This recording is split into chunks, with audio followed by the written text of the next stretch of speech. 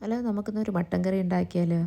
അതിന് ഞാൻ ഒരു ചെറിയ കഷ്ണം ഇഞ്ചിയും ഒരു 3-4 വെളുത്തുള്ളിയും കൂടെ കുക്കറിലേക്കിട്ട് അതിലേക്ക് 1 ടേബിൾ സ്പൂൺ കാശ്മീരി മുളക് പൊടിയും 1 ടേബിൾ സ്പൂൺ മല്ലിപ്പൊടിയും 1/2 ടീസ്പൂണ് മഞ്ഞൾപ്പൊടി 1/2 ടീസ്പൂണ് ഗരം മസാല 1/2 ടീസ്പൂണ് കുരുമുളക് പൊടി ഒരു 4 ഗ്രാമ്പൂ ഒരു 4-5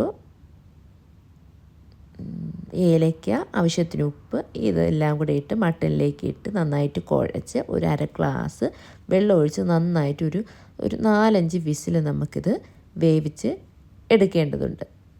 ഇനി നമുക്ക് ഒരു പാൻ അടുപ്പത്ത് വെച്ച് അതിലേക്ക് ഞാൻ ചൂടാകുമ്പോൾ ഒരു 3 ടേബിൾ സ്പൂണ് വെളിച്ചെണ്ണ ഒഴിച്ച് ഇത് ചൂടായി കഴിയുമ്പോൾ ഒരു 5-6 അല്ലി വെളുത്തുള്ളി ഇട്ട് നന്നായിട്ട് മൂപ്പിച്ചെടുക്കുക. ഒരു ചെറിയ കഷ്ണം ഇഞ്ചിയും കൂടി ചെറുതായിട്ട് അരിഞ്ഞ് ഇതിലേക്ക് ഇട്ട് ഇത് നന്നായിട്ട് നമുക്കൊന്ന് കുക്ക് ചെയ്തെടുക്കണം. ഒരു ബ്രൗൺ കളറാവുന്നവരെ ഇതിലേക്ക് ഞാൻ ഒരു 2 മീഡിയം സവാള കൂടെ ഇട്ട് നന്നായിട്ട് ഇളക്കി യോജിപ്പിച്ച് എടുക്കുന്നുണ്ട്. ഇത് നന്നായി വെന്ത് വരുമ്പോൾ ഒരു മീഡിയം തക്കാളിയും കൂടി ഇതിലേക്ക് ഇട്ട് തക്കാളിയുടെ പച്ച മണമൊക്കെ മാറി തക്കാളി നന്നായി വെന്ത് ഉടഞ്ഞ് വരണം. ഇത് നന്നായി വെന്തുടഞ്ഞ് വന്നതിന് ശേഷം മാത്രമാണ് നമ്മൾ മസാല ചേർക്കുന്നത്. ഇതിലേക്ക് 2 ടേബിൾ സ്പൂൺ മല്ലിപ്പൊടിയും 2 ടേബിൾ സ്പൂൺ മുളക് പൊടി കാശ്മീരി മുളക് പൊടി 1 ടേബിൾ സ്പൂൺ എരിയുള്ള മുളക് പൊടി 1 ടീസ്പൂൺ ഒരു 1/2 ടീസ്പൂൺ മഞ്ഞൾപ്പൊടി ഇതെല്ലാം കൂടെ ഇട്ട് അതിൻ്റെ പച്ചമണം മാറുമ്പോൾ നമ്മൾ നേരത്തെ വേവിച്ച് വെച്ചിരുന്ന മട്ടനും കൂടെ ഇതിലേക്ക് ഇട്ട് കൊടുക്കുന്നു.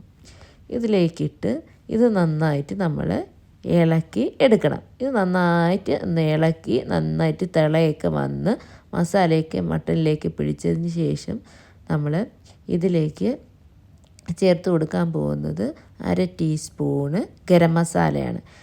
അത് ഇട്ട് ചെറുതായിട്ട് തീ കുറച്ച് വെച്ച് ഒന്ന് തിള വന്നതിന് ശേഷം ഇനി സ്പെഷ്യലായിട്ട് ഞാൻ ചേർക്കാൻ പോകുന്നത് 1 പാലാണ്. ഒരു 1/2 കപ്പ് 1 പാലും കൂടെ ചേർത്ത് ഇളക്കി ലോ ഫ്ലെയിമിലിട്ട് ഒന്ന് തിളച്ച് വരുമ്പോൾ ഓഫാക്കിയിട്ടാൽ നമ്മുടെ മട്ടൻ കറി റെഡി ആയിട്ടുണ്ട്. അപ്പോൾ എല്ലാവരും ഒന്ന് ട്രൈ ചെയ്ത് നോക്കും. നമ്മൾ അപ്പത്തിൻ്റെ കൂടെയും പുട്ടിൻ്റെ കൂടെയും ചപ്പാത്തിയുടെയും നെച്ചോറിൻ്റെ കൂടെയൊക്കെ നല്ല കോമ്പിനേഷനാണ്. അപ്പോൾ എല്ലാവരും ഒന്ന് ട്രൈ ചെയ്തതിന് ശേഷം ഫീഡ്ബാക്ക് പറയുക. താങ്ക്